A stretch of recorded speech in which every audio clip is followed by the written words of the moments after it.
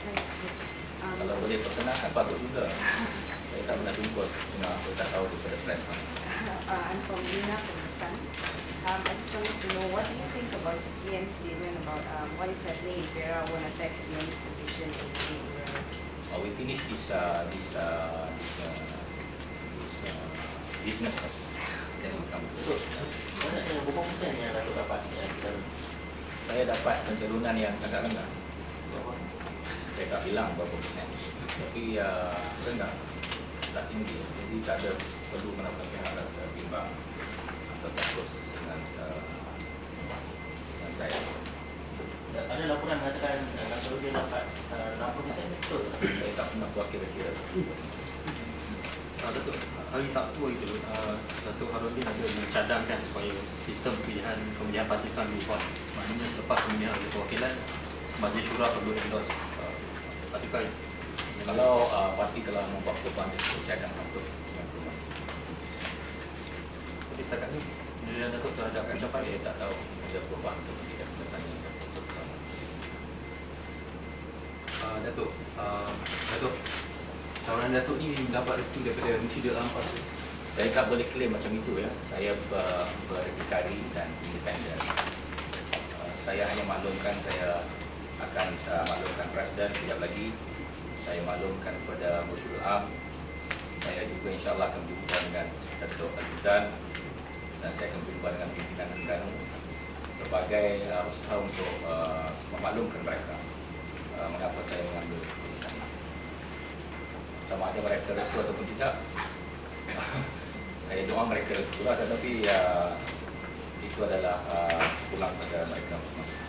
Datuk, keputusan Datuk bertanding ni adakah demi untuk memperkasakan lagi Pakatan Rakyat supaya terus mengambil alih persekutuan?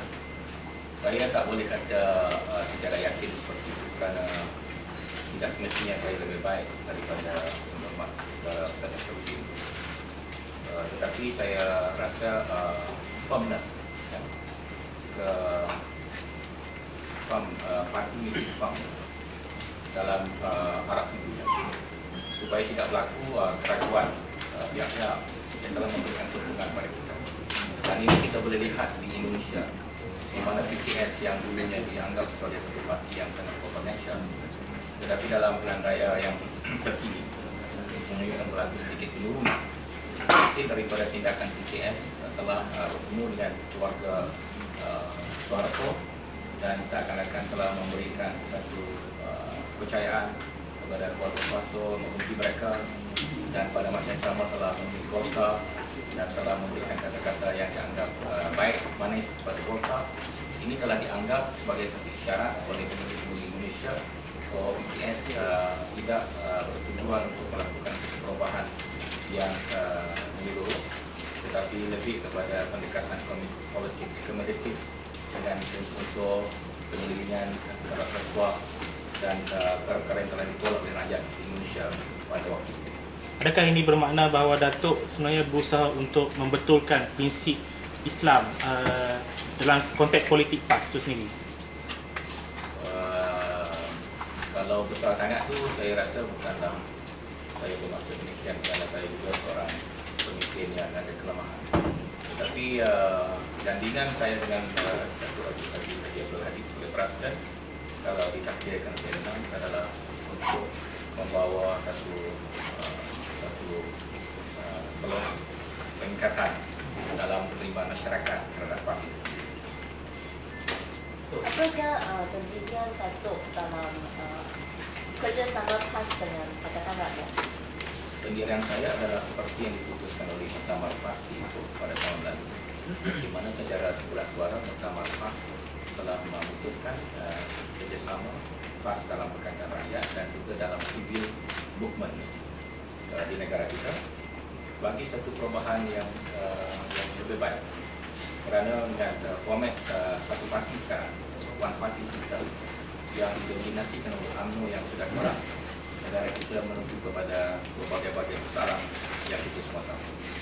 Jadi kita memerlukan satu sistem dua parti dan juga penyertaan civil movement yang kuat untuk bersama-sama mendoakai perubahan yang lebih baik. Datuk,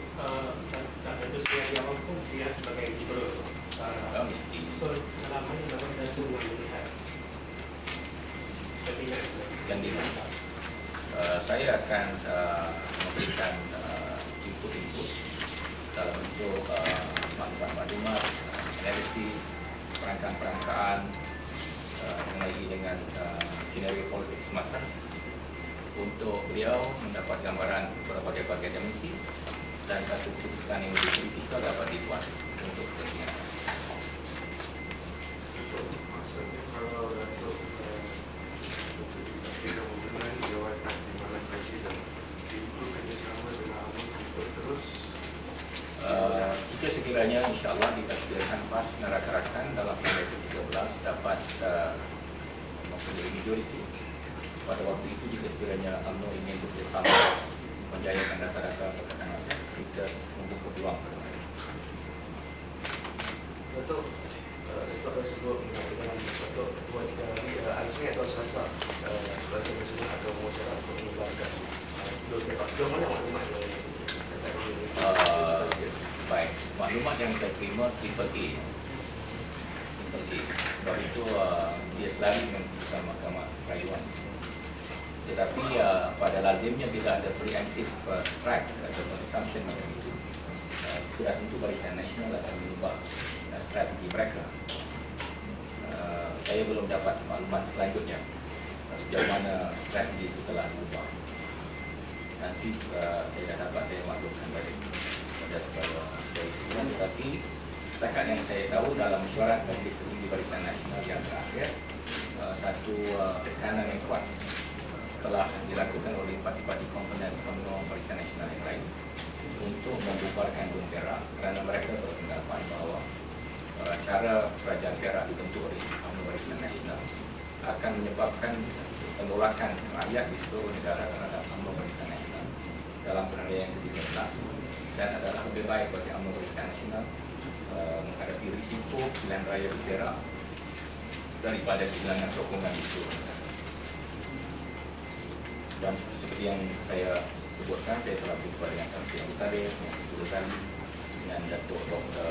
Sosoilek dan Setiausaha Agung Pergerakan semalam telah memaklumkan beliau tak dapat berjumpa kerana tekanan-tekanan dalam Barisan Nasional. Dan pada umumnya Dr. Flor telah menyebut bahawa Barisan Nasional will lose the whole peninsula kalau mereka tidak membubarkan Dun Perak dan menggunakan rakyat membuat keputusan. Sedang langkah Datuk melawan YB Syahri akan mengucapkan kepada Saya tidak lawan dia, saya hanya offer tanding saja. Dan saya dapat perjalanan yang kecil. Saya tidak rasa dia negatif. Dan pada masa yang sama juga disiplin yang tinggi di kalangan ahli PAS, dan kita telah melihat beberapa kali pertandingan dalam sejarah yang terakhir ini. Pertandingan 30 pernah berlaku pada masa Yang Berhormat Ustaz Nasyaruddin bertanding